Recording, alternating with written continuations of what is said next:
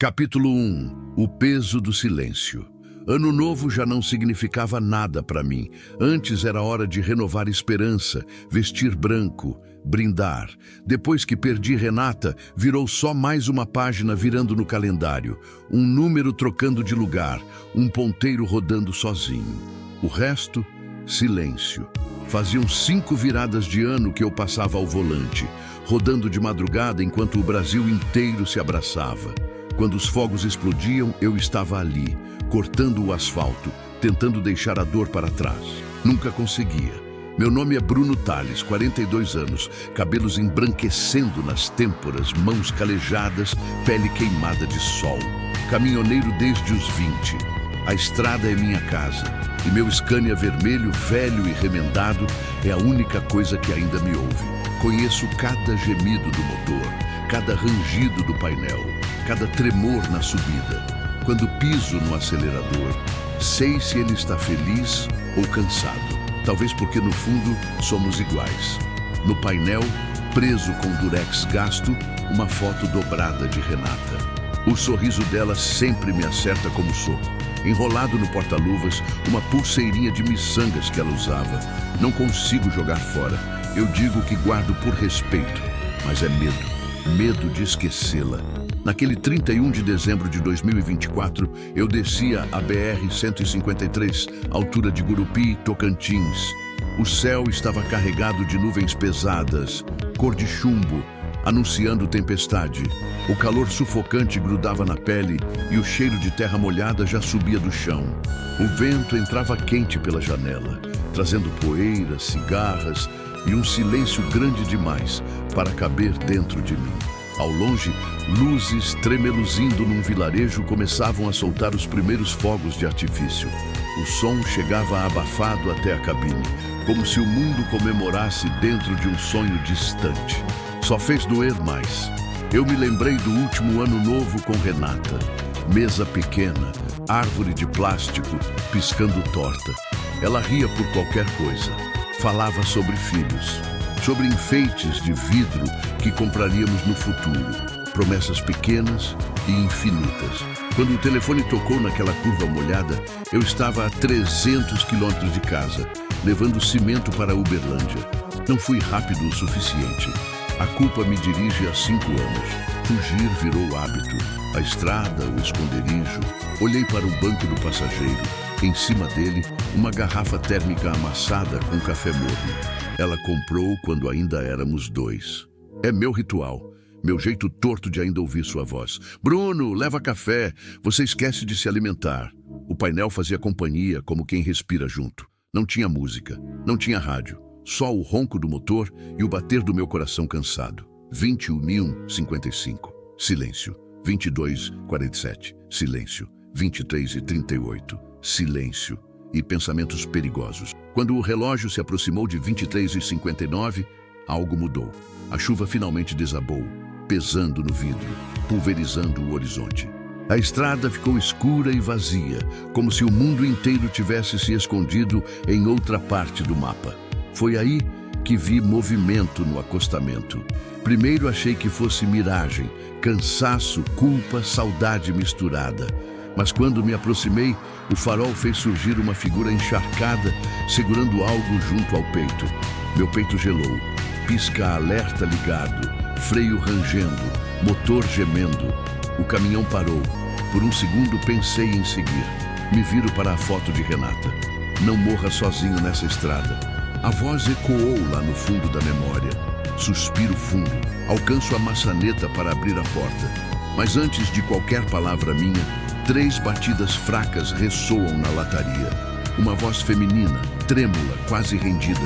Pelo amor de Deus, me ajuda. Lá fora, fogos explodem no céu, iluminando a chuva. O ano novo virou no exato segundo em que ela apareceu. E eu só consegui pensar. Talvez esse seja meu último silêncio.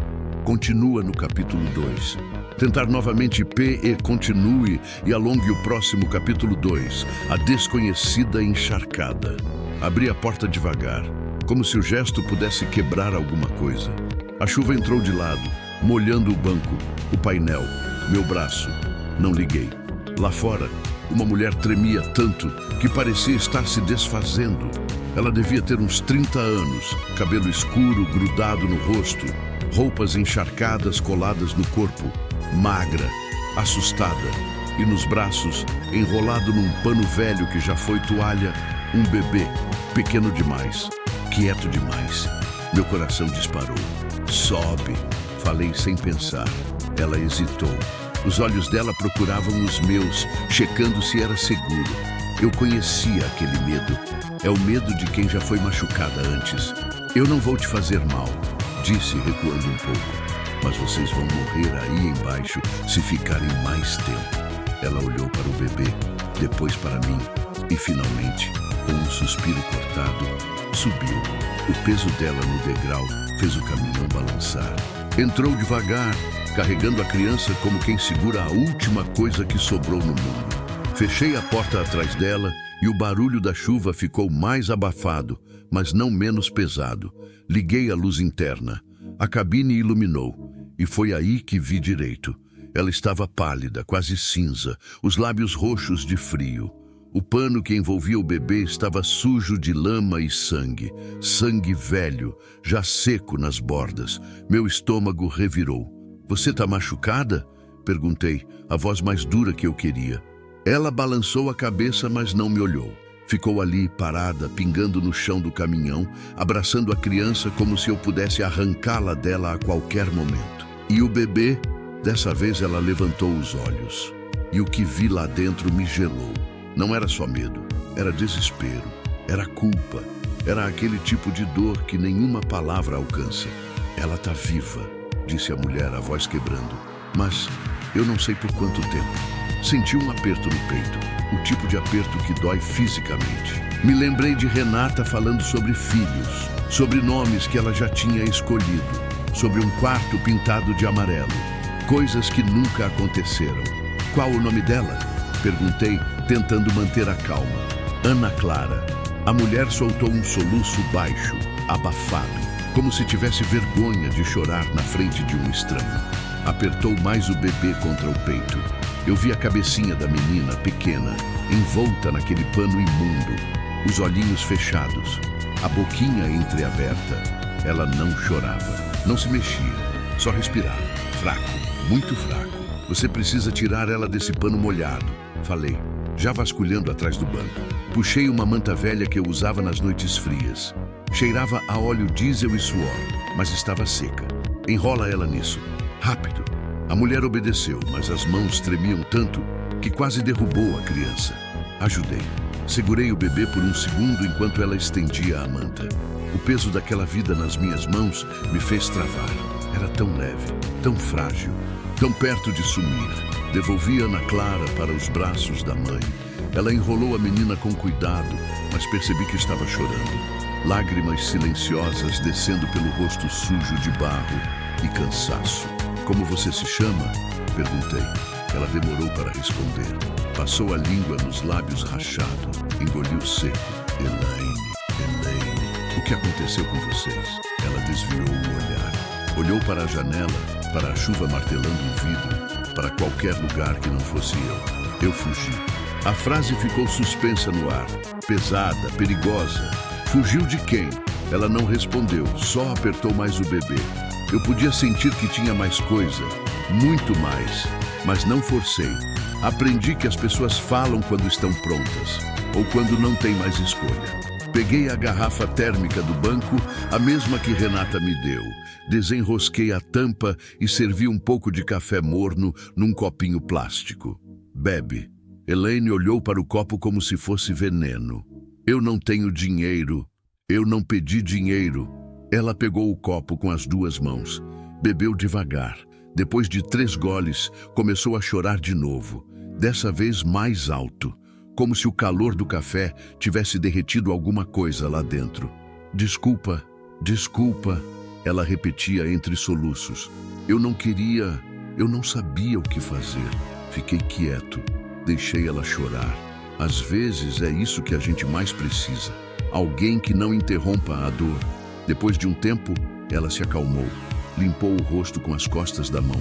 Olhou para a filha, que continuava quieta demais na manta. Ela precisa de hospital, eu disse. Elaine enrijeceu. Não. Como assim não? Olha para ela, mulher. Essa menina tá... Não! Ela gritou e o desespero na voz dela cortou a frase no meio. Se eu for para o hospital, eles vão me achar. E se me acharem, vão tirar ela de mim. Engoli seco. A situação era pior do que eu pensava. Quem vai tirar? Ele. Uma palavra. Só uma. Mas carregada de tanto medo que bastou. Fiquei em silêncio processando. Lá fora, os fogos continuavam estourando. O mundo comemorava.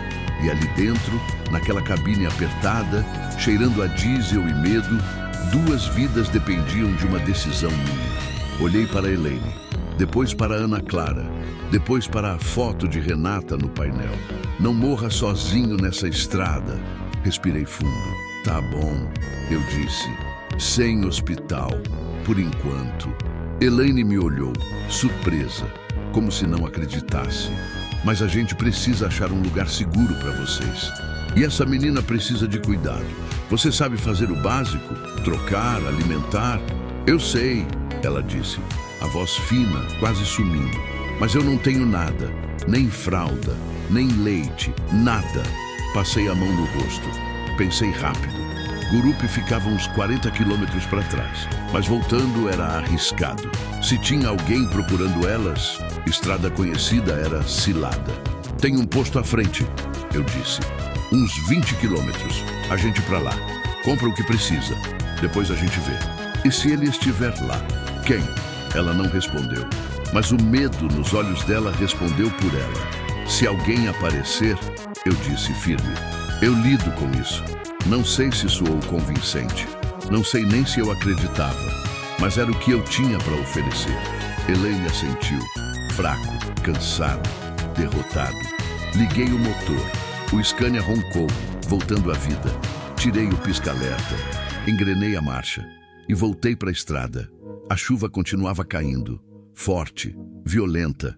Os limpadores mal davam conta.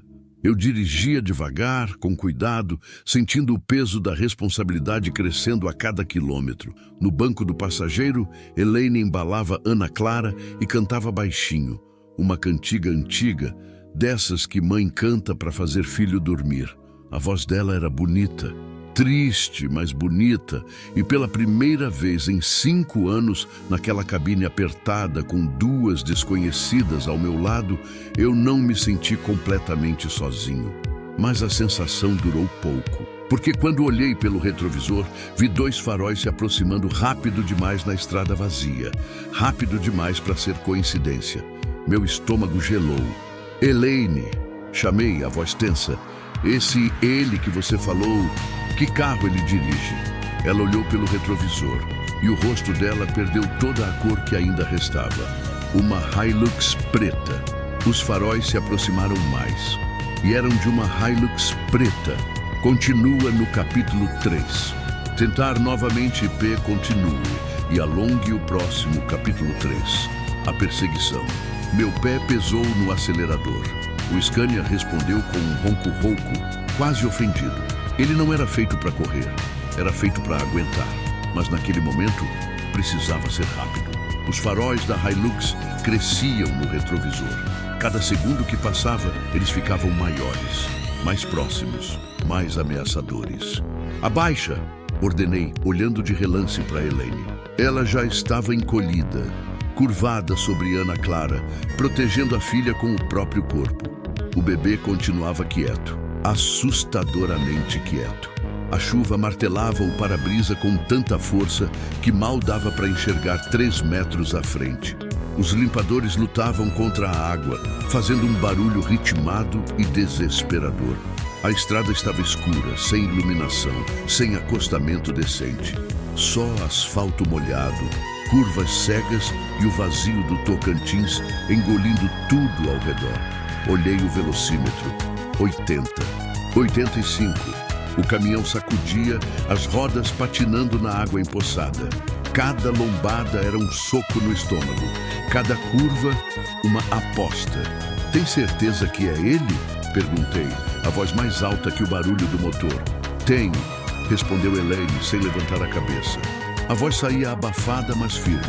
Ele tem adesivo no vidro, do lado do motorista. Uma caveira com chamas. Olhei de novo no retrovisor. A Hilux estava tão perto agora que dava para ver os detalhes. E lá estava, no canto superior esquerdo do para-brisa, uma caveira com chamas vermelhas. Filho da mãe, murmurei entre os dentes. A Hilux acelerou mais. Estava a menos de 50 metros, 40, 30. De repente, uma luz alta explodiu atrás de mim. O retrovisor virou um espelho de sol. Fechei os olhos por um segundo, cego. O caminhão oscilou para a esquerda. Corrigi no susto, o coração disparado. Ele quer nos tirar da estrada, disse Elaine, a voz tremendo. Ele sempre faz isso. Encosta, bloqueia. E aí não tem para onde correr. Hoje ele vai ter que me matar antes. As palavras saíram antes que eu pensasse nelas. Mas eram verdade. Tinha algo crescendo dentro de mim. Raiva, medo, proteção, coisas que eu não sentia há anos. A Hilux colou no para-choque, tão perto que eu conseguia ver a silhueta do motorista. Um homem grande, ombros largos, postura rígida, a mão no volante. A outra segurava alguma coisa, um telefone. Ele estava falando com alguém. Merda. Tem mais gente? Perguntei, tentando manter a voz firme. Elaine demorou para responder. Quando o fez, foi quase um sussurro. O irmão dele. Sempre andam juntos. Quantos quilômetros até o posto? Não sei, talvez 15, 10 quilômetros. Uma eternidade. A Hilux acelerou de novo e tentou ultrapassar pela esquerda. Fechei. Joguei o caminhão para a pista contrária. Ele voltou atrás buzinando. Uma buzina longa, raivosa, ensurdecedora. Depois veio pela direita. Fechei de novo. As rodas do caminhão comeram o acostamento de terra. Pedrisco voou. O volante vibrou nas minhas mãos. Quase perdi o controle. Bruno! Elaine gritou. Eu sei! Eu sei! O suor descia pela minha testa, misturado com a água que entrava pela janela entreaberta. Meu coração batia tão forte que doía. As mãos apertavam o volante com tanta força que os nós dos dedos ficaram brancos. A Hilux recuou. Ficou atrás de novo. Por um momento, pensei que ele tinha desistido. Mas aí, ele acelerou e bateu. O impacto foi brutal. Meu corpo foi jogado para frente. O cinto travou no peito. A cabeça chacoalhou. O caminhão derrapou. As rodas perderam a aderência. O mundo girou. Segura! Gritei. Elaine agarrou a alça da porta com uma mão e segurou Ana Clara com a outra. O bebê finalmente chorou. Um choro fino, fraco, mas um choro. Pelo menos estava viva. Contra-esterço. Acelerador. Freio. Acelerador de novo. O caminhão obedeceu. Rosnando, gemendo, mas obedeceu. Voltamos para a pista. Meu coração quase explodiu. Vocês estão bem? Perguntei, sem tirar os olhos da estrada. Tô, respondeu Elaine, ofegante. Ela tá chorando. Ela tá viva. Havia alívio na voz dela. E terror. A Hilux bateu de novo, mais forte dessa vez. O caminhão balançou. O retrovisor do lado direito arrancou com o impacto e voou pela estrada. Eu xinguei alto. Ele vai matar a gente, disse Elaine, a voz sumindo. Não vai. Mas eu não tinha certeza. Não tinha plano. Só tinha raiva e instinto. Vi uma placa verde refletindo na luz dos faróis. Posto Galo de Ouro, 8 quilômetros. 8 quilômetros. Só isso. Aguenta, Scania, velho. Murmurei batendo no painel, como quem bate no lombo de um cavalo cansado. Só mais um pouco. A Hilux tentou ultrapassar de novo, dessa vez pela direita, e eu deixei. Ele acelerou, passou, ficou lado a lado comigo por 3 segundos, tempo suficiente para eu ver o rosto dele pela janela.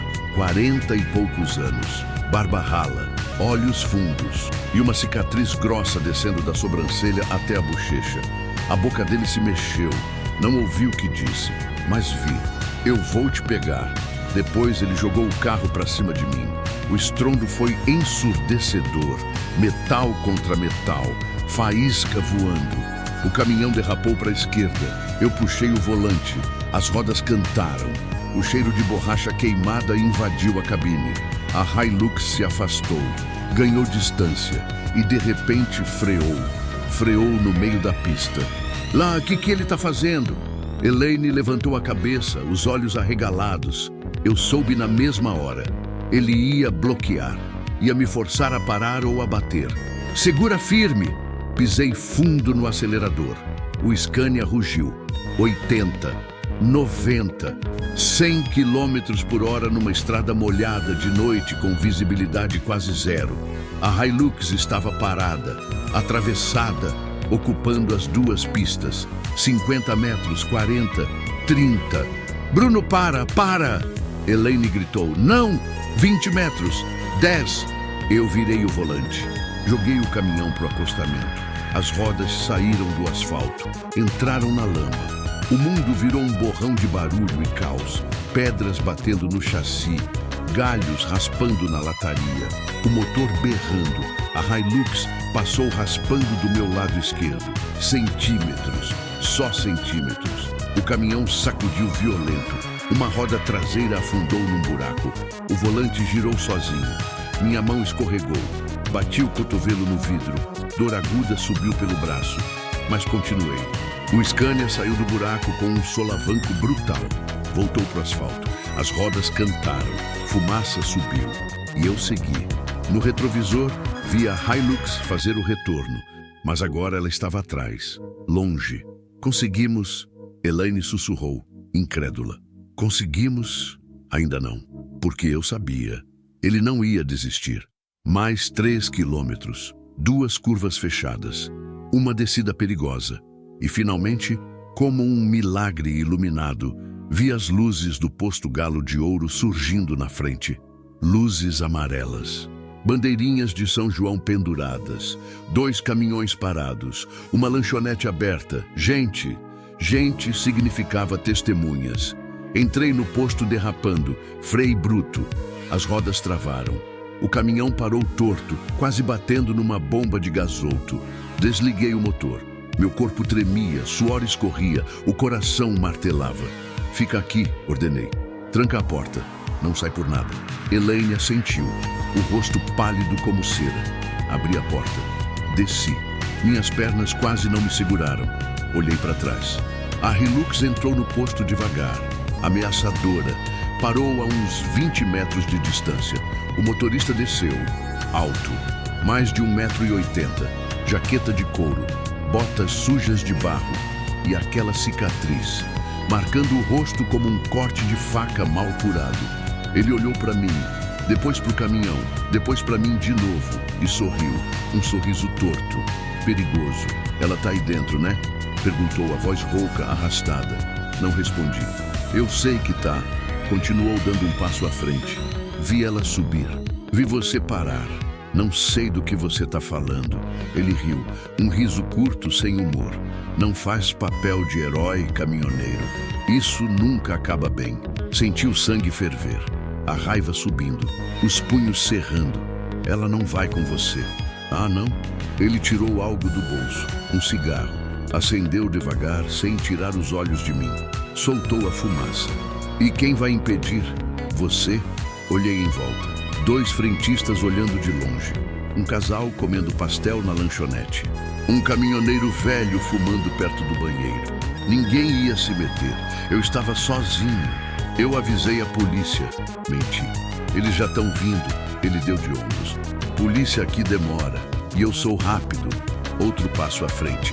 Agora sai da frente. Não. Por um segundo ele pareceu surpreso. Como se ninguém nunca tivesse dito não para ele antes. Depois, a surpresa virou raiva e ele avançou. Continua no capítulo 4. Tentar novamente P. Continue e alongue o próximo. Capítulo 4. O confronto. Ele avançou rápido. Mais rápido do que eu esperava para um homem daquele tamanho. 3 passos largos e já estava perto demais. Senti o cheiro de cigarro e suor azedo vindo dele. Recuei. Instinto. Mas mantive as mãos levantadas, meio abertas, mostrando que não ia ceder, mas também não ia partir para a briga primeiro. Calma, eu disse. A voz mais firme do que o corpo. Não precisa ser assim. Precisa sim. Ele cuspiu as palavras. Você tá metido numa coisa que não te diz respeito, velho. Aquela mulher é minha, a criança é minha, e você vai entregar as duas. Agora. Ela não parece querer voltar. Os olhos dele se estreitaram. A mandíbula travou. Viu o músculo pulsando no maxilar. Você não sabe de nada. A voz saiu baixa, perigosa. Não sabe quem ela é. Não sabe o que ela fez. Não sabe de metade da história. Então me conta. Ele riu. Um riso seco, cruel. Não preciso te contar porcaria nenhuma. Jogou o cigarro no chão e pisou em cima, esmagando. Última chance. Sai da frente. Não sair. Por um segundo ficamos ali, parados, nos encarando. O barulho da chuva era um zumbido constante. Algum lugar longe, um cachorro latia. Na lanchonete, o rádio tocava sertanejo velho. Ele deu mais um passo e eu vi a mão dele indo pro cinto. Ei! Uma voz gritou atrás de mim. Ambos viramos. Era um dos frentistas. Um garoto novo. Devia ter uns 20 anos, magro, com um boné do posto torto na cabeça. Aqui não, cara, disse o garoto, nervoso, mas firme. Treta na rua, aqui é lugar de trabalho. O homem da cicatriz olhou para o garoto, depois para mim, calculando. Isso não acabou, disse baixo só para eu ouvir. Depois virou e voltou para a Hilux. Subiu devagar, sem pressa, como quem sabe que ainda tem controle da situação. Ligou o motor e ficou lá, parado, motor ligado, faróis acesos, me vigiando. Respirei fundo. Minhas mãos tremiam, não de medo, de adrenalina, de raiva segurada. O frentista se aproximou. Chama a polícia, eu disse. Esse cara é perigoso. Polícia aqui demora, tio, mais de meia hora. E eles não vão fazer nada, capaz de dizer que é questão de família. Eu sabia que ele tinha razão. Tá tudo bem aí no seu caminhão? O garoto perguntou, olhando para o Scania. Tá, só passageiros com problema. Ele balançou a cabeça. Entendeu sem entender. Era melhor assim. Fica esperto, tio. Esse povo não brinca. Se ele ficou, é porque vai tentar alguma coisa. Eu sei. O garoto voltou pro posto. Eu fiquei ali parado, olhando para Hilux. Ele também me olhava. Podia sentir o peso daquele olhar. A promessa silenciosa de violência. Bati na porta do caminhão. 3 batidas, código. Elaine destrancou. Subi rápido, tranquei de novo. Ela estava recuada no canto, ainda segurando Ana Clara contra o peito. A menina tinha parado de chorar, mas os olhinhos estavam abertos agora. 2 pontinhos escuros me encarando, assustados. Ele foi embora? Elaine perguntou, a voz fina. Não, tá ali. Apontei com o queixo. Ela olhou. E o medo voltou para a cara dela com tudo. Ele vai esperar a gente sair. E na estrada não tem ninguém para ver o que ele faz. Eu sei, respondi. Por isso a gente não vai sair. Não agora. Elaine me olhou, confusa. Vai ter que esperar o dia clarear, continuei. Com sol, tem movimento, tem caminhoneiro, tem gente. Ele não vai arriscar. E se ele entrar aqui? Se ele arrombar a porta? Olhei para ela, para o bebê, para as 2 vidas que, por algum motivo torto do destino, tinham virado minha responsabilidade. Se ele tentar, disse devagar, eu não deixo. Silêncio. Elaine baixou os olhos. Uma lágrima desceu pelo rosto dela. Mas não era só tristeza, era alívio. Alguém finalmente tinha ficado do lado dela. Por que você está fazendo isso? Perguntou a voz sumindo. Você nem me conhece. Olhei para a foto de Renata no painel. O sorriso dela. A lembrança do último ano novo juntos. Das promessas não cumpridas. Porque alguém tem que fazer, respondi. E hoje sou eu. Silêncio de novo. Mas dessa vez era diferente. Menos pesado. Quase confortável. Você precisa comer alguma coisa, eu disse. E essa menina precisa de leite. Fica aqui, tranca. Eu vou até a lanchonete. Não. Elaine agarrou meu braço. A mão dela era fria. Não me deixa sozinha, por favor. Olhei para ela, para os olhos dela, e vi. Não era só medo de que ele entrasse no caminhão, era medo de ficar sozinha com os próprios pensamentos. Tá bom, cedi. Então vamos os três. Você fica perto de mim. Não solta minha mão.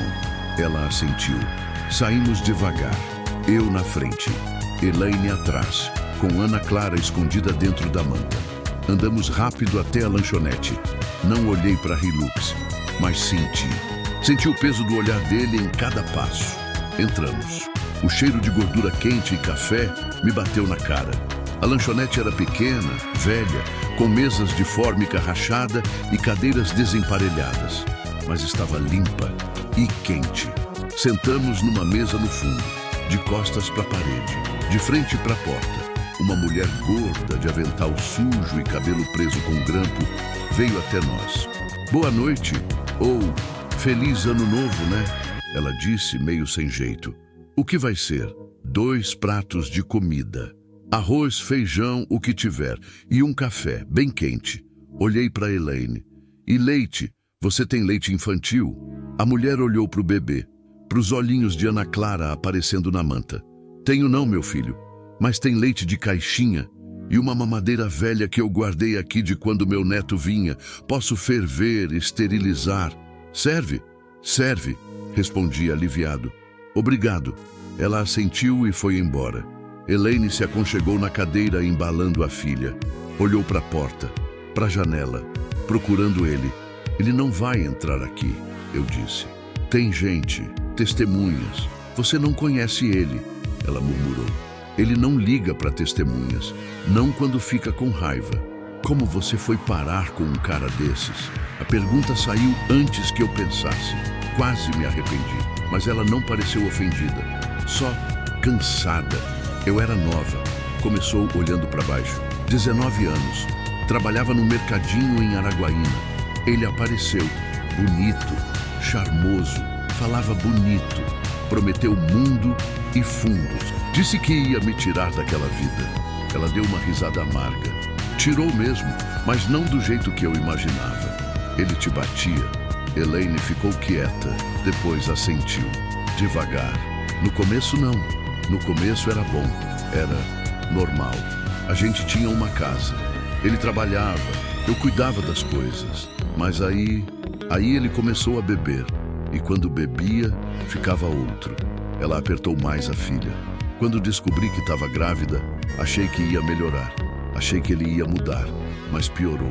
Ele dizia que a criança não era dele, que eu tinha traído, que eu era vagabunda. A voz dela tremeu, mas continuou. Quando Ana Clara nasceu, ele olhou para ela e disse que não era filha dele, que ia dar para adoção ou jogar fora. As lágrimas desceram. Eu não podia deixar, não podia. Foi por isso que você fugiu. Fugi quando ele saiu para beber com o irmão. Peguei a menina, peguei nada mais, só ela, e comecei a andar. Elaine me olhou.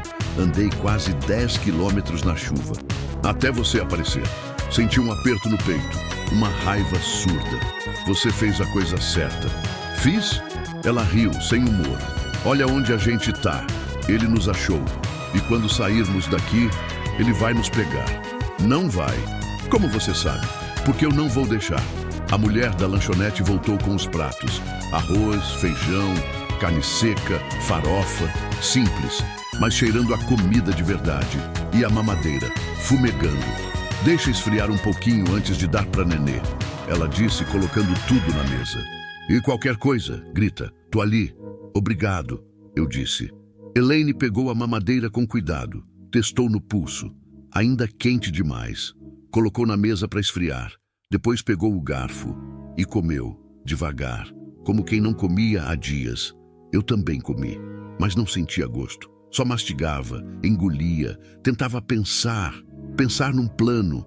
Como tirar elas dali, como proteger, como... A porta da lanchonete se abriu e ele entrou. Elaine engasgou, derrubou o garfo, puxou Ana Clara para perto. O homem da cicatriz parou no meio da lanchonete, olhou em volta, viu a gente e sorriu. Achei que ia ficar mais fácil, disse, a voz arrastada. Se eu entrasse, se eu conversasse, civilizado. Levantei devagar, coloquei meu corpo entre ele e Elaine. Sai daqui, eu disse. Ou o quê? Ele deu um passo à frente. depois outro. Você vai me bater, velho? Na frente de todo mundo. Olhei em volta. A mulher da lanchonete tinha sumido. O casal que estava comendo pastel levantou e saiu rápido. O frentista olhava de longe, mas não se mexia. Ninguém ia ajudar. Última vez, ele disse, parando a 2 metros de mim. Me dá a mulher e a pirralha. E a gente esquece tudo isso. Esquece você, respondi. A mão dele foi rápido pro cinto. E quando voltou, tinha uma faca. Lâmina curta, cabo preto, ponta afiada. Elaine gritou. E tudo aconteceu rápido demais. Ele avançou. Eu recuei. A faca cortou o ar. Passou raspando na minha camisa. Senti o tecido rasgar. Senti o frio da lâmina roçando minha barriga. Agarrei o pulso dele. Ele era forte, mais forte que eu, mas eu tinha raiva e desespero e 5 anos de dor acumulada. Empurrei. Ele empurrou de volta. Giramos. A mesa virou. Pratos quebraram. Comida espalhou no chão. Ele tentou cravar a faca no meu pescoço. Segurei. Meu braço tremia. O dele também. Os rostos a centímetros de distância. Eu via a cicatriz. O suor. O ódio. Você vai morrer, seu velho inútil. Ele rosnou. Hoje não. Dei uma cabeçada. Acertei o nariz dele. Ouvi o estalo. Senti o sangue quente espirrando no meu rosto. Ele berrou. Cambaleou para trás. A faca caiu. Eu me joguei em cima. Os dois caímos no chão. Rolamos. Ele acertou um soco no meu olho. Dor explodiu. Tudo ficou embaçado. Mas eu continuei. Acertei a costela dele. 1 vez. 2. Ouvi o gemido de dor. E de repente, ouvi sirene. Sirene de polícia. Ele também ouviu. Congelou. Me olhou. Depois para a porta. E correu. Levantou rápido, tropeçou nas cadeiras e saiu. Ouvi a Hilux ligar, ouvi o ronco do motor, ouvi os pneus cantando. E ele sumiu na noite. Fiquei no chão, ofegante, doendo, sangrando, mas vivo. Elaine correu até mim. Bruno, você tá bem? Tô vivo. Toquei o olho. Ia inchar, muito. Você? A gente tá bem. A gente? Ela não terminou. Só desabou no choro. Segurando Ana Clara, tremendo. 2 policiais entraram na lanchonete. Velhos, cansados, mas com as mãos no coldre. E que aconteceu aqui? Levantei devagar. Minhas pernas mal me seguravam. Uma longa história, respondi. E a gente vai precisar de ajuda. Continua no capítulo 5. Tentar novamente, continue. E alongue o próximo capítulo 5. Memórias e feridas. A delegacia de Gurupi era pequena, velha e cheirava a mofo misturado com café requentado. Paredes descascadas, ventilador de teto fazendo mais barulho que vento e uma mesa de madeira riscada onde o delegado, um homem de uns 50 anos com barriga saliente e bigode grisalho, nos ouvia com expressão cansada. Eram quase 3 da manhã. O ano novo já tinha virado fazia horas. Mas ali dentro parecia que o tempo não passava, ou passava devagar demais. Elaine estava sentada numa cadeira de plástico, embalando Ana Clara. A menina finalmente tinha tomado a mamadeira toda e agora dormia. Respiração fraca, mas constante, pelo menos isso. Eu estava do lado dela com uma bolsa de gelo improvisada, um saco plástico cheio de cubos, pressionada contra o olho esquerdo. Doía, latejava, mas eu mal ligava, tinha coisa pior para se preocupar. Então, deixa eu ver se entendi direito, o delegado disse, folheando um caderno velho de anotações. Você, senhor Bruno, estava passando sozinho na estrada. Encontrou a moça encharcada pedindo ajuda. Deu carona. E aí o ex-companheiro dela, um tal de Rogério da Silva Santos, apareceu perseguindo vocês. Isso, confirmei. E ele tentou te esfaquear no posto. Tentou, não conseguiu. O delegado suspirou fundo, tirando os óculos e esfregando os olhos. Moça, ele olhou para Elaine. Você tem alguma medida protetiva contra esse homem? Elaine balançou a cabeça envergonhada. Eu nunca denunciei. Tinha medo. Ele dizia que se eu fosse na polícia, ele matava a gente, eu e a menina. E você acreditou. Eu vi ele quebrar o braço de um homem só porque o cara olhou para mim no mercado, Elaine disse, a voz tremendo. Vi ele bater num cachorro até matar porque o bicho latiu. E você acha que eu não ia acreditar? O delegado ficou quieto. Depois assentiu, como quem já viu essa história 1000 vezes. Vou registrar tudo. Vou emitir uma medida protetiva de urgência. E vou mandar uma viatura procurar ele. Mas ele fez uma pausa pesada. Vocês sabem como é. A gente aqui é pouco. A área é grande. E esse Rogério, pelo jeito, conhece a região. Então a gente está sozinho. Eu disse sem rodeios. Não falei isso. Falei que vai demorar. É a mesma coisa. Silêncio tenso. O delegado suspirou de novo. Olha, o que eu posso fazer agora é oferecer abrigo para a moça e a criança. Tem uma casa de apoio aqui na cidade. Pequena, mas segura. Elas podem ficar uns dias até a gente resolver isso. Elaine levantou os olhos esperançosa. E ele não vai saber onde eu tô? Endereço é sigiloso. Só a assistente social e a gente da delegacia sabemos. Ela olhou para mim, procurando confirmação, como se eu fosse algum tipo de referência. Vai, eu disse. É o mais seguro agora. E você? A pergunta me pegou de surpresa. Eu volto para a estrada. Tenho carga atrasada.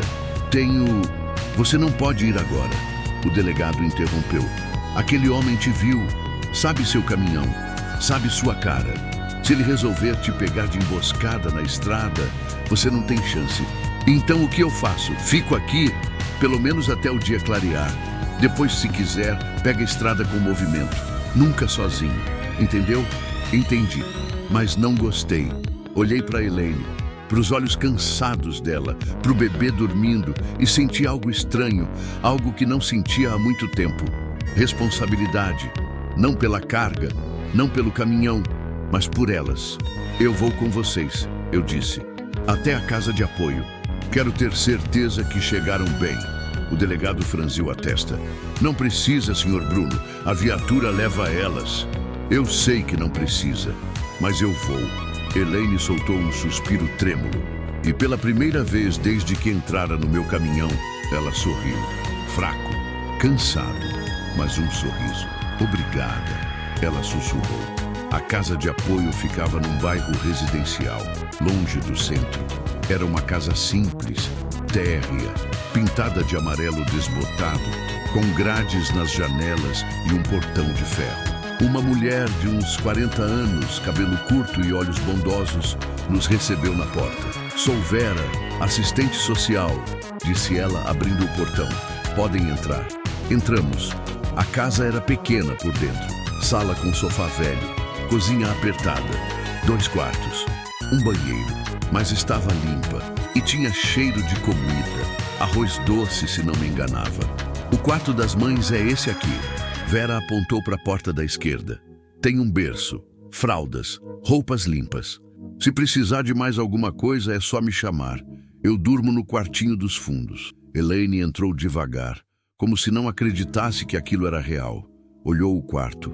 A cama com lençóis limpos, o berço de madeira, alguns bichinhos de pelúcia encostados na parede. Posso ficar mesmo? Pode, Vera respondeu firme. Você e sua filha estão seguras aqui. Elaine desabou, literalmente. As pernas falharam. Ela caiu de joelhos no chão, ainda segurando Ana Clara, e começou a chorar. Soluços pesados, profundos, doloridos. Vera se abaixou e abraçou ela. Não disse nada, só abraçou. Eu fiquei parado na porta sem saber o que fazer, me sentindo inútil, deslocado. Depois de um tempo, Elaine se acalmou. Vera ajudou ela a se levantar, a colocar Ana Clara no berço, a trocar as roupas molhadas por um pijama limpo. Você deve estar cansada, Vera disse para Elaine. Deita, descansa, a gente resolve o resto amanhã. Elaine assentiu. Mas antes de deitar, ela veio até mim. Bruno, eu não sei como agradecer. Você salvou nossa vida. Eu só fiz o que tinha que ser feito. Não. Ela pegou minha mão. A dela ainda estava fria. Você fez mais que isso. Você ficou, não fugiu, não me abandonou. Isso é raro. Não soube o que responder.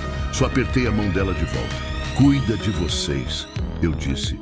E se precisar de qualquer coisa mesmo, me liga.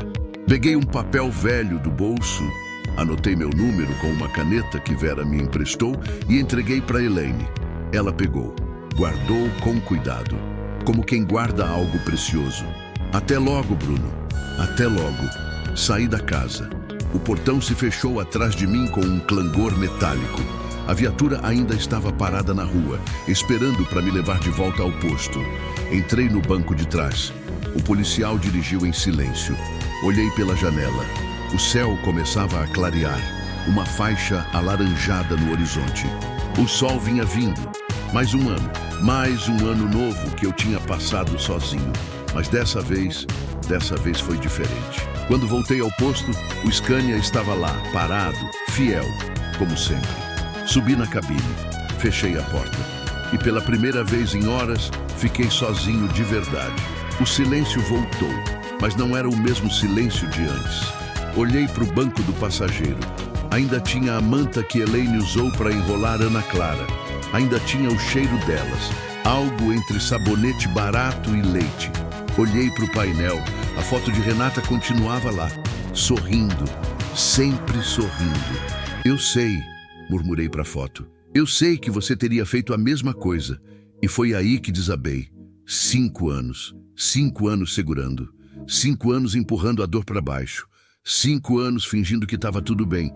E agora não conseguia mais. Chorei, sozinho, na cabine do caminhão, com o sol nascendo lá fora e o ano novo já velho de algumas horas. Chorei por Renata, pela vida que a gente não teve, pelos filhos que nunca vieram, pelas promessas que ficaram penduradas no ar.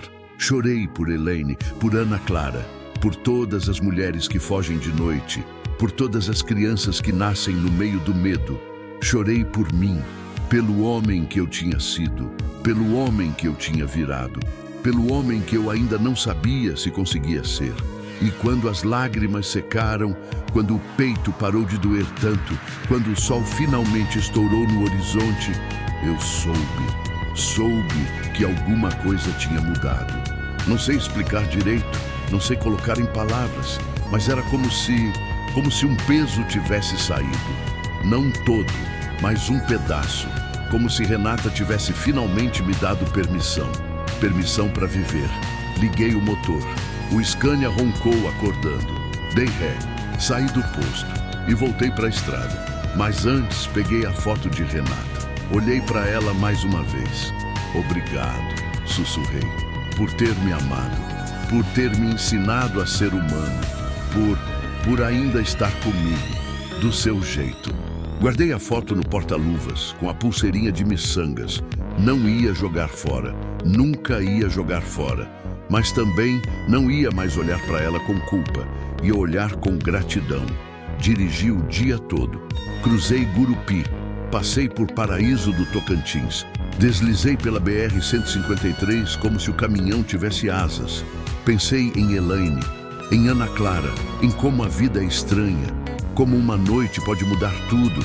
Pensei em Rogério, se a polícia tinha pegado ele, se ele ia tentar de novo, se eu ainda corria perigo. Mas não tive medo. Medo eu já conhecia, já tinha morado com ele por 5 anos. Agora tinha outra coisa. Propósito. À tarde, o telefone tocou. Número desconhecido. Atendi. Bruno, era Elaine. Oi, respondi, o peito apertando sem saber por quê. Só queria avisar que a gente tá bem. Ana Clara mamou, dormiu, acordou sem febre. A Vera disse que vai marcar pediatra essa semana. E a polícia pegou ele. Meu coração pulou. Pegaram. Ele estava escondido na casa do irmão. Resistiu à prisão. Mas pegaram, ele vai ficar preso. Pelo menos por um tempo. Soltei o ar que nem sabia que estava segurando. Que bom, que bom mesmo. Silêncio do outro lado. Depois, você tá bem? Tô na estrada. Voltando ao trabalho. Obrigada, Bruno, de novo. E se um dia você passar por aqui, passa para visitar a gente? Sorri, sozinho, na cabine. Passo sim. Promete? Prometo. Desliguei e continuei dirigindo. O sol começava a descer. O céu ficava cor de laranja. A estrada se esticava infinita na minha frente, mas pela primeira vez em 5 anos, eu não me sentia sozinho. Continua no capítulo 6. Tentar novamente, continue e alongue o próximo. Capítulo 6.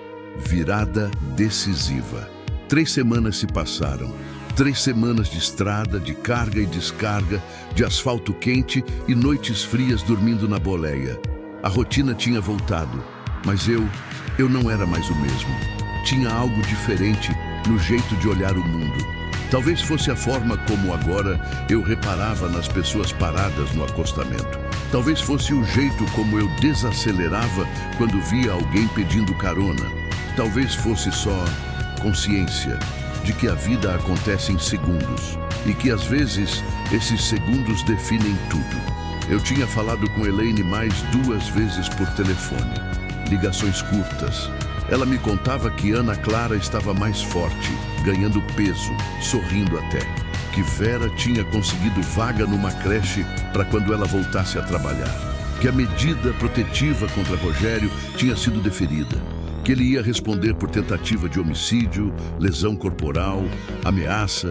Ela parecia renascendo. E eu ainda estava tentando descobrir. Naquela manhã de janeiro, dia 22, para ser exato, eu estava descendo a BR-040, altura de Cristalina, Goiás, levando fertilizante para uma cooperativa em Uberaba. O calor era de rachar a terra. O ar-condicionado do Scania tinha pifado fazia 2 dias, então eu dirigia com as janelas abertas, suando, sentindo o vento quente bater na cara. O telefone tocou. Olhei o visor. Número desconhecido de novo. Atendi pelo viva voz. Alô? Bruno? A voz era de Elaine, mas não era a mesma voz das outras ligações. Essa era tensa, apressada, assustada. Meu estômago gelou. Elaine? O que foi? Ele saiu. 2 palavras. Só 2. Mas o mundo parou. Como assim saiu? Rogério. Ele pagou fiança. Saiu ontem. E Bruno, ele me ligou. Conseguiu meu número não sei como. Ele disse que sabe onde eu tô. Disse que vai me buscar, que vai me fazer pagar. A voz dela quebrou no final. Ele disse que vai matar você também, por ter se metido. Senti a raiva subir, quente, violenta. Onde você tá agora? Na casa de apoio ainda? Mas a Vera disse que não é seguro, que ele pode aparecer. A polícia tá ciente, mas você sabe como é. Eles não podem colocar viatura 24 horas aqui. Elaine, escuta bem. Forcei a voz a sair firme. Não sai daí. Tranca tudo. Não abre para ninguém que você não conheça. Eu tô descendo para Uberaba agora, mas depois eu volto. Eu vou ajudar vocês a sair de Gurupi. Vou levar vocês para longe. Bruno, não. Você já fez demais. Eu não posso te colocar em risco de novo. Você não tá me colocando. Eu tô escolhendo. Silêncio do outro lado. Depois, um soluço abafado. Por quê? Por que você se importa tanto? Respirei fundo. Olhei para a estrada, para o horizonte distante, para o céu azul infinito. Porque alguém me ensinou que a gente não pode só passar pela vida dos outros. Que às vezes, a gente tem que parar e ficar. Elaine chorou, baixinho, do outro lado da linha. Obrigada, ela sussurrou. Segura firme, eu chego em 2 dias, no máximo. Desliguei e pisei fundo no acelerador. Entreguei a carga em Uberaba em tempo recorde. Nem esperei para receber. Só assinei os papéis, joguei no banco e voltei para a estrada. A cabeça fervilhava. Planos, possibilidades, perigos. Rogério não ia desistir. Eu sabia disso. Homens como ele nunca desistem, não até conseguirem o que querem, ou até serem parados. E eu ia parar ele. Não sabia como ainda, mas ia. Liguei para Elaine no meio da tarde. Como vocês estão? Tão bem. Trancadas aqui dentro. A Vera trouxe comida. Ana Clara tá dormindo. Mas Bruno, eu tô com medo. Eu sei. Mas você precisa confiar em mim. Tá quase acabando. Você realmente acha que a gente vai ficar bem? Hesitei, porque não sabia. Não tinha como saber. Mas disse mesmo assim, acho, porque ela precisava ouvir isso. Cheguei em Gurupi na manhã seguinte. Direto, sem parar para dormir, só para abastecer e tomar café. Os olhos ardiam, o corpo doía. mas a determinação era maior. Parei na delegacia primeiro. O delegado me recebeu com cara de cansado. Senhor Bruno, não esperava ver o senhor por aqui de novo. Nem eu, mas a situação mudou. Contei sobre o telefonema, sobre as ameaças, sobre a fiança. O delegado suspirou pesado. Eu sei, a gente já está procurando ele, mas ele sumiu, não está na casa, não está na casa do irmão, não está em lugar nenhum. Então ele está escondido, esperando o momento certo, provavelmente. E o que a polícia vai fazer? O que a gente pode, Sr. Bruno? Mas com os recursos que temos, não posso prometer nada. A raiva voltou, mas não deixei explodir. Eu vou tirar elas de Gurúpio, eu disse. Vou levar para outra cidade, longe, onde ele não ache. O delegado me olhou sério. O senhor tem noção do que está fazendo? Se ele descobrir, ele vai atrás do senhor também. Eu sei. E mesmo assim, ele balançou a cabeça, como quem não acredita, ou como quem admira. Então, boa sorte. E cuidado. Fui direto para a casa de apoio. Vera me recebeu na porta. Os olhos dela estavam fundos. Ela também não tinha dormido. Ela está esperando você, disse Vera, abrindo o portão. Entrei. Elaine estava na sala, com Ana Clara no colo. Quando me viu, levantou rápido, quase correu até mim. Bruno, oi. A gente ficou ali, parados, sem saber o que dizer. Depois ela me abraçou, com uma mão só, porque a outra segurava a filha. Mas me abraçou forte. Obrigada por voltar. Sempre. Ela se afastou, limpou os olhos. Então, qual o plano? A gente sai hoje, agora. Eu levo vocês para Goiânia. De lá a gente vê. Talvez Brasília, talvez mais longe. Mas primeiro a gente sai daqui. E se ele estiver vigiando? Se ele souber? A gente vai ter que arriscar. Não tem outro jeito. Elaine respirou fundo. Depois assentiu. Então vamos. Vera ajudou a empacotar as poucas coisas que Elaine tinha. Roupas doadas, fraldas, mamadeiras. Tudo numa mochila velha. Você é corajoso, Vera me disse, enquanto ajudava a carregar as coisas para o caminhão. Ô louco, respondi. Talvez as duas coisas, mas eu admiro, de verdade. Ela abraçou Elaine. Se cuida e cuida dessa menina. Ela é forte, igual você. Obrigada. Por tudo. Subimos no caminhão. Elaine no banco do passageiro. Ana Clara no bebê conforto improvisado que Vera tinha arranjado. Tudo meio torto, meio errado, mas seguro. Liguei o motor. Pronta? Não, mas vamos. Saímos devagar. Rua, esquina, avenida, até a saída de Gurupi. Ninguém nos seguiu. Pelo menos, não que eu tivesse visto. Rodamos por 2 horas, silêncio quase completo. Só o ronco do motor, o barulho da estrada e a respiração de Ana Clara. Elaine olhava pelo retrovisor a cada 5 minutos. Relaxa, eu disse. Ninguém vem. Como você tem certeza? Não tenho, mas ficar tensa não vai ajudar. Ela tentou relaxar, mas não conseguiu. Quando passamos por Porangatu, já era tarde. O sol começava a descer. Decidi parar num posto para abastecer e comer alguma coisa. Foi o maior erro que eu podia ter cometido. Porque quando eu estava pagando o combustível, quando Elaine estava no banheiro trocando Ana Clara, eu vi a Hilux, preta, com a caveira no para-brisa, parada do outro lado do posto, e Rogério encostado no capô me olhando, sorrindo. Meu sangue congelou. Ele levantou a mão, acenou, como quem saúda um velho amigo. Depois apontou para o caminhão e fez um gesto de cortar a garganta. Senti o telefone vibrar no bolso. Era uma mensagem, de número desconhecido. Você pensou que ia fugir? Eu tô sempre um passo à frente. Vai entregar ela agora, ou eu acabo com vocês 3. Olhei para o banheiro. Elaine ainda estava lá dentro. Olhei para a Hilux. Rogério ainda sorria. E tomei uma decisão. Corri até o caminhão, subi, liguei o motor e saí, acelerado, rápido. Ouvi buzina atrás. Olhei no retrovisor. Elaine tinha saído do banheiro. Corria atrás do caminhão, gritando. Parei, freiei bruto. Ela alcançou. Bateu na porta. O que você está fazendo? Entra, rápido! Ela subiu assustada. Mal fechou a porta e eu já estava acelerando. O que aconteceu? Ele está aqui. Elaine ficou branca, olhou para trás e viu a Hilux vindo, rápida, furiosa, e a perseguição recomeçou. Continua no capítulo 7. Tentar novamente P e continue e alongue o próximo. Capítulo 7. Travessia final. A BR-153 se esticava à nossa frente como uma linha reta cortando o cerrado. O sol estava baixo, quase tocando o horizonte, tingindo tudo de laranja e vermelho. Bonito, se a gente não estivesse correndo pela vida.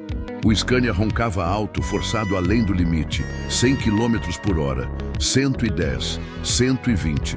O volante vibrava nas minhas mãos. O motor gemia, mas ele aguentava. Tinha que aguentar. A Hilux estava colada atrás. Rogério não tentava ultrapassar. Não ainda. Ele só seguia, como um predador que sabe que a presa vai cansar. E ele tinha razão. O caminhão ia cansar antes da caminhonete. Era questão de tempo. Bruno, Elaine sussurrou, a voz sumindo de medo. O que a gente faz? Ainda não sei. Ana Clara começou a chorar. Um choro agudo, assustado, como se sentisse o perigo no ar. Shhh, meu amor, shhh. Elaine embalava ela, mas as mãos tremiam tanto que mal conseguia segurar direito. Olhei no retrovisor. Rogério continuava lá, impassível, paciente. Pensei rápido. Não dava para voltar. Não dava para parar. Seguir em frente? Para onde? Goiânia ainda estava a mais de 200 quilômetros, muito longe. Ele ia alcançar antes. Precisava de um plano, de uma saída, de um milagre. Foi quando vi a placa. Desvio, obras na pista, 5 quilômetros. E abaixo menor, estrada vicinal, acesso alternativo para São Miguel do Araguaia. Uma estrada secundária, de chão batido provavelmente. Ruim para caminhão, mas ruim para Hilux também. E lá podia ter pessoas, casas, ajuda. Tomei a decisão num segundo. Segura firme, avisei. Por quê? O que você vai? Não terminei de ouvir. Virei o volante bruto para a direita. O caminhão saiu da pista principal, pulou o acostamento e entrou no desvio. O impacto foi violento. As rodas bateram numa lombada de terra. Tudo chacoalhou. Elaine gritou. Ana Clara berrou, mas entramos. A estrada secundária era estreita. Chão de terra vermelha, buracos fundos, pedras soltas. De cada lado, cerca de arame farpado. Gado pastando. Árvores retorcidas. Levantei poeira. Muita poeira. Uma nuvem vermelha que engolia tudo atrás. Olhei no retrovisor. A Hilux hesitou. Rogério freou. Ficou parado na entrada do desvio. Calculando. Vamos, filho da mãe, murmurei entre dentes. Vem me pegar. E ele veio. Entrou na estrada de terra em alta velocidade. A poeira engoliu ele também. Mas ele vinha, rápido. A estrada piorava a cada metro. Buracos viraram crateras. O caminhão pulava, sacudia, gemia. Parecia que ia se despedaçar a qualquer momento. "Ah, Bruno, vai quebrar!" Elaine gritou, segurando Ana Clara com uma mão e a alça da porta com a outra. "Vai não, confia em mim." Mas nem eu tinha tanta certeza. Passei por um barranco, por uma ponte de madeira velha que rangeu sob o peso do caminhão, por uma curva cega onde quase capotei. A Hilux ganhava terreno. Era mais leve, mais ágil, feita para estrada ruim. Ele chegou perto, muito perto, e bateu de novo. O impacto jogou meu corpo para frente. O cinto apertou, respiração travou. Mas não soltei o volante. Elaine chorou. "Ele vai matar a gente." "Não vai," eu disse, mas a voz saiu sem convicção. Rogério acelerou para tentar passar pela lateral. Fechei. Joguei o caminhão para a esquerda. Ele recuou. Tentou pela direita. Fechei de novo. A estrada começou a descer. Uma ladeira longa, íngreme, cheia de curvas. O pior tipo de estrada para um caminhão carregado. Tirei o pé do acelerador. O Scania ganhou velocidade sozinho. Gravidade, peso, momento. 130 km por hora. As curvas vinham rápido demais. Primeira curva. Freiei. As rodas travaram. Derrapei. Quase saí da estrada. Segunda curva. Freei mais cedo. Consegui. Terceira curva. Não teve tempo de frear. Joguei o volante. O caminhão inclinou. As rodas do lado direito levantaram do chão. Elaine gritou. Ana Clara chorou. E por um segundo infinito, eu achei que a gente ia capotar. Mas as rodas voltaram para o chão, com um impacto brutal que arrancou o ar dos meus pulmões. Seguimos. A Hilux vinha logo atrás. Rogério era bom, tinha que admitir. Conhecia estrada ruim, sabia controlar o carro. Chegamos no fim da descida. A estrada virou reta de novo. Um trecho longo, plano, cercado de pasto. E no fim, uma casa. Não, várias casas. Um vilarejo pequeno. 10, 12 casas no máximo. Um cruzeiro no meio. Algumas crianças brincando. Pessoas. Esperança. Acelerei. A Hilux acelerou também. Estávamos emparelhados agora, lado a lado. Eu olhei para a esquerda. Ele olhou de volta e sorriu. Depois fez algo que eu não esperava. Virou o volante e jogou a Hilux contra o caminhão. Metal contra metal. Estrondo, faísca. O caminhão saiu da estrada, entrou no pasto. As rodas afundaram na terra macia. Árvore na frente. Freei. Tarde demais. Batemos. O impacto arrancou o para-choque, quebrou o farol, amassou o capô. O motor tossiu, fumegou e morreu. Silêncio. Só o barulho da respiração, do coração, do medo. Olhei para o lado. Elaine sangrava. Um corte na testa. Nada sério, mas sangrava. Você tá bem? Tô. Ela gaguejou, tonta. E Ana Clara? Olhamos para o bebê conforto. A menina chorava, mas chorava forte. Viva, graças a Deus. Olhei pela janela. A Hilux tinha parado também, uns 20 metros de distância. A porta se abriu. Rogério desceu. E na mão, uma arma. Revólver, cromado, cano curto. Meu estômago afundou. Ele andou devagar, pisando firme, segurando a arma com as duas mãos, apontada para o caminhão. Desce! Gritou. Desce agora, Elaine! Traz a menina! Elaine congelou. Não! Ela sussurrou, abraçando Ana Clara. Por favor, não! Fica aqui, eu disse. Tranca a porta. Não sai. E você? Eu vou resolver isso. Bruno, ele tá armado. Eu sei. Abri a porta devagar, desci, mãos levantadas, mostrando que não tinha nada. Rogério apontou a arma para mim. Sai da frente, velho. Não, eu vou atirar. Então atira. Ele hesitou, só um segundo, mas hesitou. Ela é minha mulher, disse a voz tensa, raivosa. A menina é minha filha, eu tenho direito. Você perdeu esse direito quando bateu nela, quando ameaçou matar, quando a fez sentir medo dentro da própria casa. Você não sabe de nada. Sei que você é covarde. Sei que precisa de arma para se sentir homem. Sei que bate em mulher porque não consegue bater em quem bate de volta. O rosto dele ficou vermelho. A mão tremeu. Cala a boca. Não vou calar. E não vou sair da frente. Se você quer ela, vai ter que me matar primeiro. Silêncio. Ele me encarou. Eu encarei de volta. O dedo dele no gatilho, apertando, devagar. Foi quando ouvi vozes. Virei a cabeça. Gente vindo, do vilarejo, uns 5, 6 homens, com enxadas, foices, paus. Um deles, um velho de chapéu de palha, gritou. Que tá acontecendo aqui? Rogério olhou. Viu os homens. Viu que estava em desvantagem. Baixou a arma, mas não guardou. Isso não é da conta de vocês, disse tenso. É sim, o velho respondeu, chegando mais perto. Isso aqui é nossa terra e a gente não aceita covardia. Covardia? Rogério riu, amargo. Ela fugiu com minha filha e, pelo jeito, teve motivo. Outro homem falou, um mais novo, forte, com uma enxada no ombro. Os homens se posicionaram em semicírculo, bloqueando Rogério. Ele percebeu que tinha perdido. Isso não acaba aqui, disse, olhando para mim, depois para o caminhão. Não acaba. Acaba sim, eu respondi, porque você vai preso, de novo, e dessa vez, não sai. Ouvi sirene ao longe. Alguém tinha chamado a polícia. Rogério ouviu também. O rosto dele se contorceu. Raiva, desespero. derrota. Ele apontou a arma para mim mais uma vez. E por um segundo, eu achei que ele ia atirar mesmo. Mas não atirou. Guardou a arma, cuspiu no chão e correu.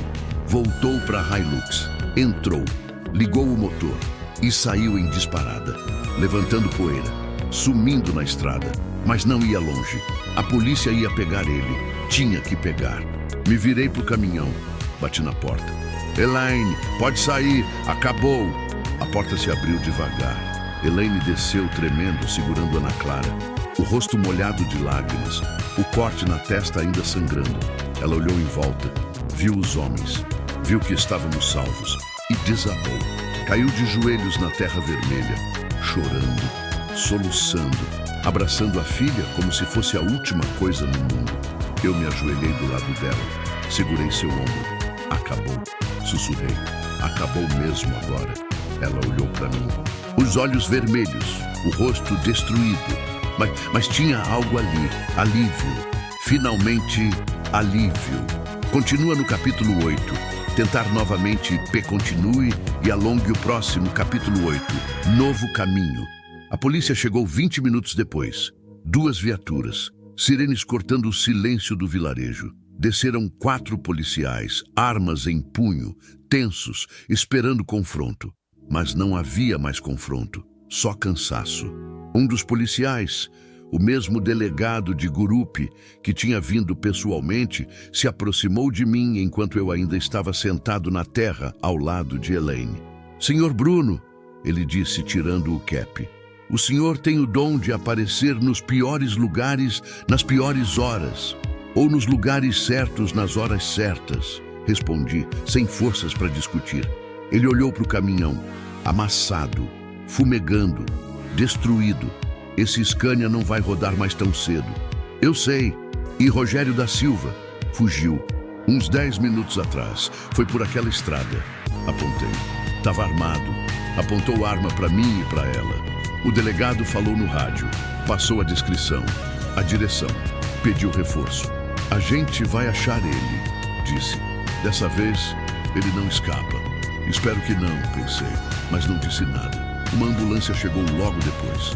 2 paramédicos desceram. Uma mulher jovem de rabo de cavalo e um homem careca de óculos. Eles foram direto para Elaine. Senhora, a gente precisa verificar esse corte, disse a paramédica já abrindo a maleta. Elaine assentiu, fraca. Deixou que limpassem o ferimento. 5 pontos. Rápidos, precisos. Ela nem chorou. Só olhava para Ana Clara, que tinha parado de chorar e agora olhava tudo com olhos arregalados, curiosos. E a criança? Perguntou o paramédico. Ela tá bem? Elaine perguntou, aflita.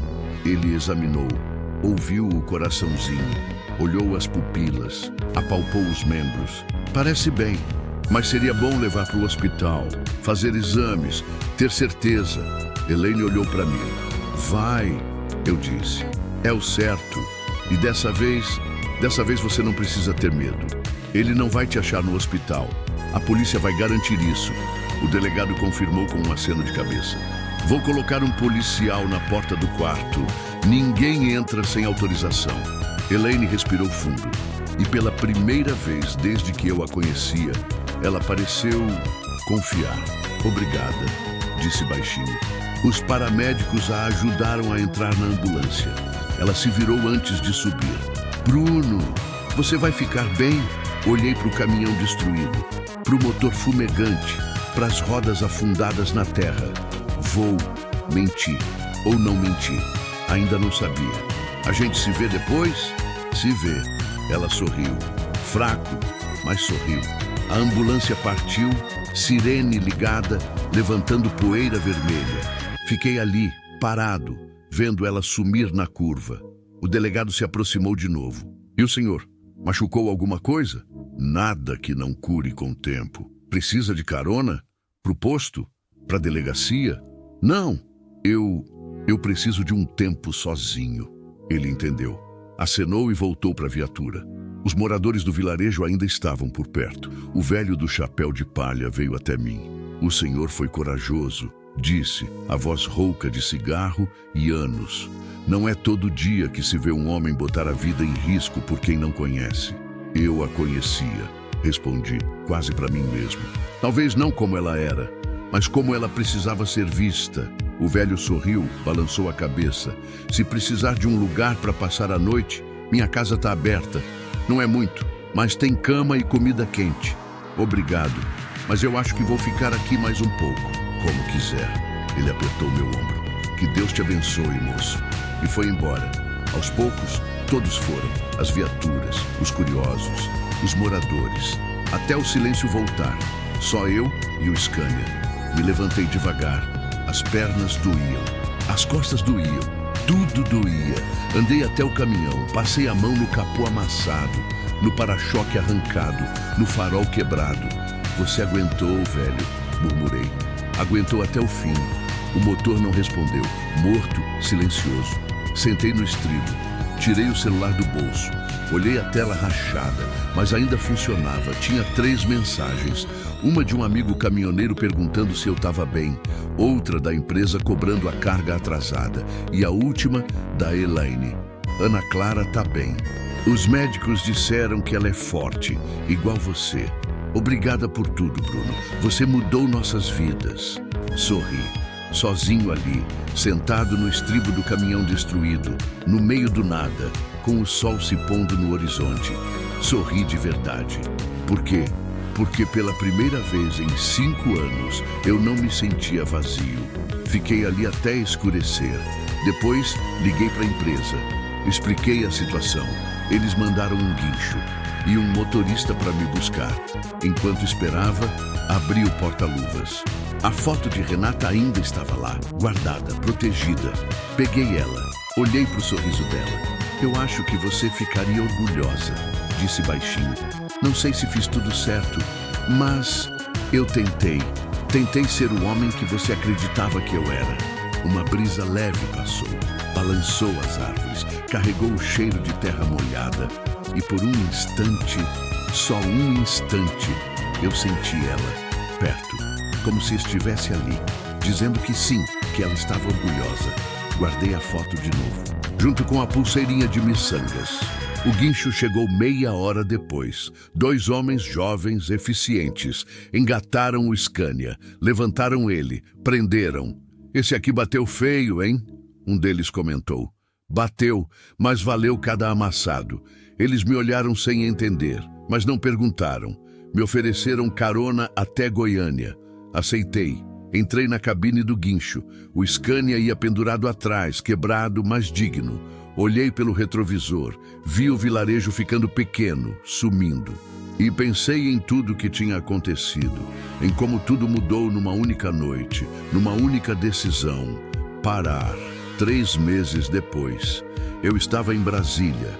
Tinha conseguido um trampo temporário dirigindo para outra empresa enquanto o Scania era reformado. A oficina disse que levaria tempo, meses, mas que era possível salvar ele e eu ia salvar. Porque aquele caminhão tinha se tornado mais que metal e motor. Era companheiro, era testemunha, era sobrevivente, igual a mim. Estava descarregando uma carga de eletrônicos num depósito quando o telefone tocou. Elaine. Atendi, surpreso. A gente tinha falado algumas vezes nas últimas semanas, mas nada muito longo. Ela estava reconstruindo a vida, trabalhando numa padaria, morando num apartamento pequeno, mas dela. Ana Clara crescendo, sorrindo, vivendo. Bruno, a voz dela soava diferente, mais leve. Oi, Elaine. Tudo bem? Tudo. Muito bem, na verdade. Eu só queria te convidar para uma coisa. Convidar? Semana que vem é aniversário da Ana Clara. 6 meses. Eu sei que é besteira comemorar 6 meses, mas eu quero. Porque ela tá viva. E a gente tá viva. E você fez parte disso. Senti um aperto no peito. Bom, pela primeira vez, um aperto bom. Eu não sei se consigo ir, Elaine. Tô longe. Trabalho.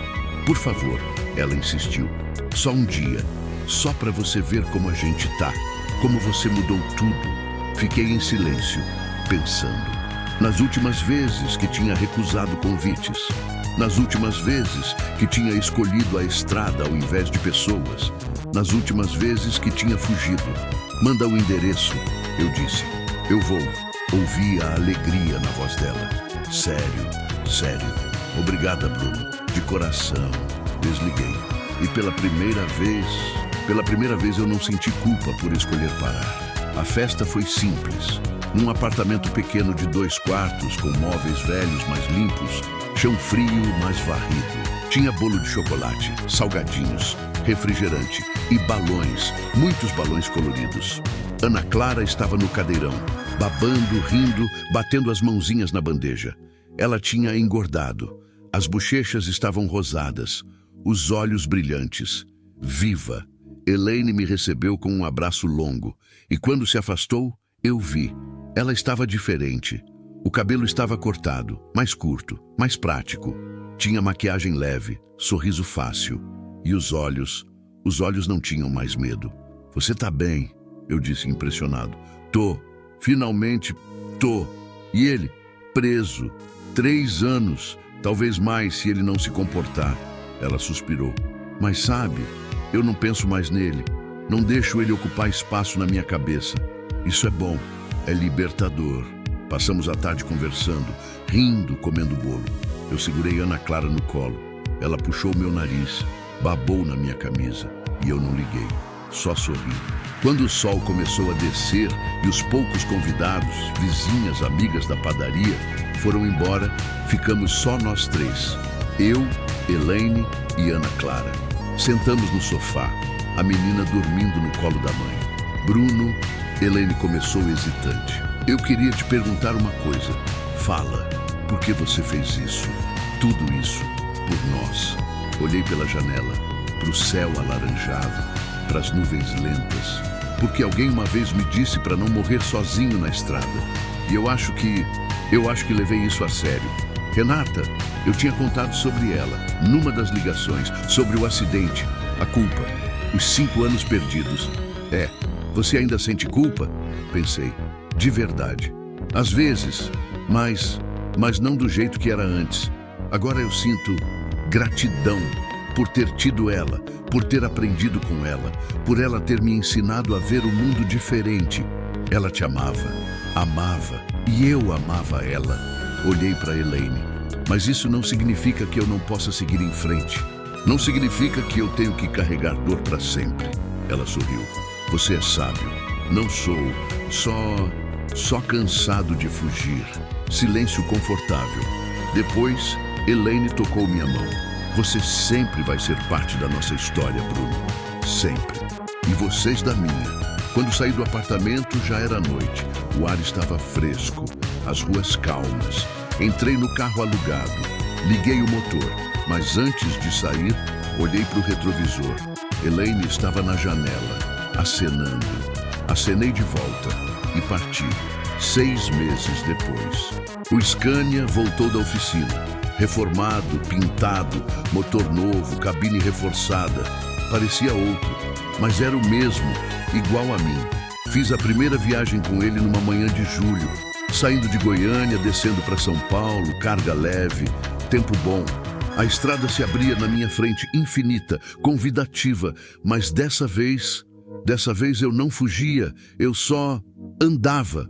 No painel, a foto de Renata continuava, mas agora tinha outra do lado, uma foto de Elaine e Ana Clara, sorrindo, vivas. 2 lembretes, um do que eu perdi, outro do que eu salvei, e no meio dos 2, eu, finalmente em paz. As cigarras cantavam alto quando parei num posto para abastecer. O sol já ia alto no céu. O calor apertava. Enquanto o frentista enchia o tanque, comprei um café. Daqueles de copo plástico, quente demais, forte demais. Sentei na mureta, olhei a estrada e pensei, pensamentos bons, sobre como a vida é estranha, como uma noite pode mudar tudo, como às vezes a gente acha que tá sozinho, mas nunca tá. Não de verdade, sempre tem alguém precisando de ajuda, sempre tem alguém precisando ser visto, e às vezes a gente é essa pessoa. Terminei o café, joguei o copo no lixo, voltei pro caminhão. Liguei o motor. O Scania roncou, forte, vivo. Vamos, velho, eu disse, batendo no painel. Temos estrada pela frente. E fomos. Eu, o Scania e as memórias de todos que cruzaram meu caminho. Renata, que me ensinou a amar. Elaine, que me ensinou a parar. Ana Clara, que me ensinou a recomeçar. E a estrada que sempre esteve lá. Não como fuga, mas como caminho. Fim. Mensagem final.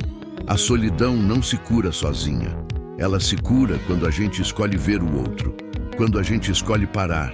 Quando a gente escolhe ficar. Porque no fim não é a estrada que nos define. São as pessoas que levamos conosco, mesmo quando elas já não estão mais aqui.